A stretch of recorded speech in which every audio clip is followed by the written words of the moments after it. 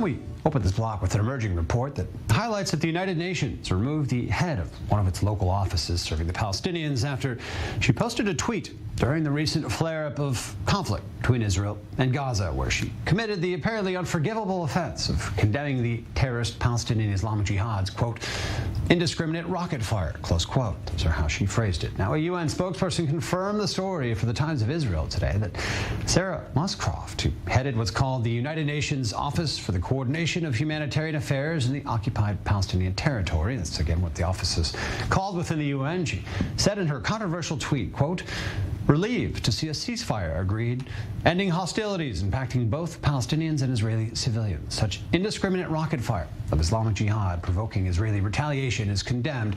The safety of all civilians is paramount. The ceasefire must be upheld, close quote. Wanted you to know exactly what she said, but based in East Jerusalem, she immediately came under massive criticism from pro-Palestinian activists and deleted the post, even tweeting an apology the next day, all before completely deleting her Twitter account.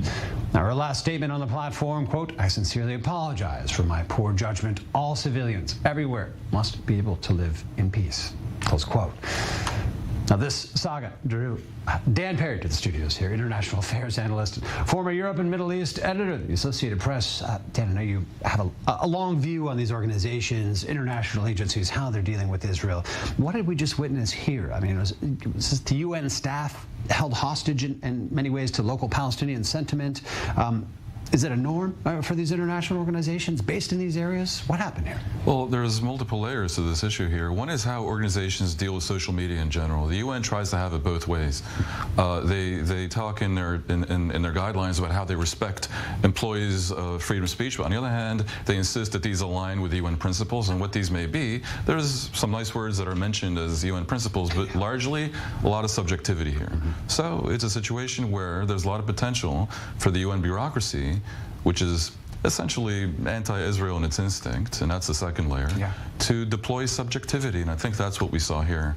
Israelis who want to bash the UN will find a lot of low-hanging fruit here, because it really is absurd. If you look at her tweet, what did she say?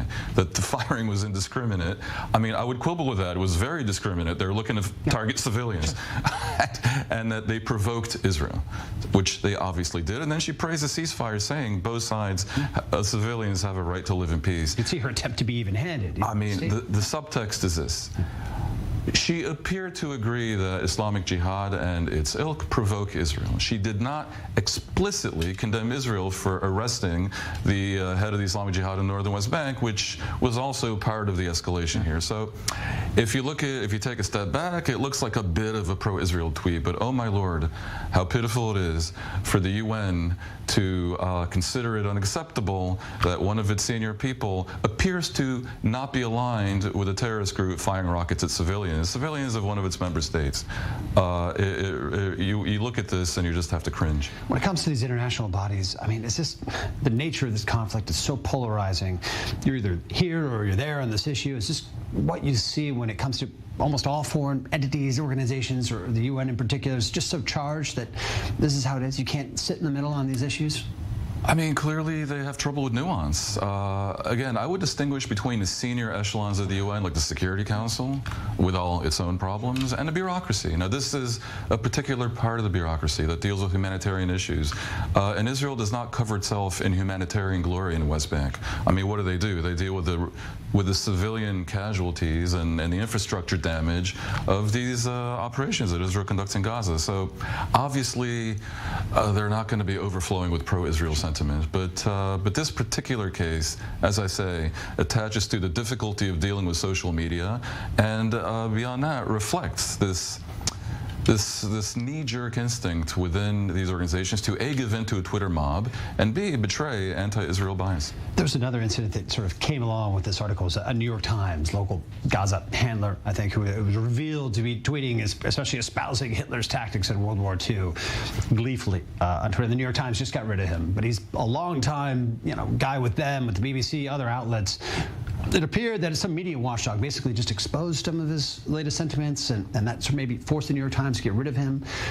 Where's the pressure on these organizations? I mean, is it coming from Israel? Is it coming, how are they operating here? We're looking at the New York Times in this case, though. Is the Israeli government engaged in these efforts? They're engaged, and of course, whenever they discover an outrage, they pretend to be outraged. But in reality, it's an opportunity to make your own PR case. That's just the fact of these things.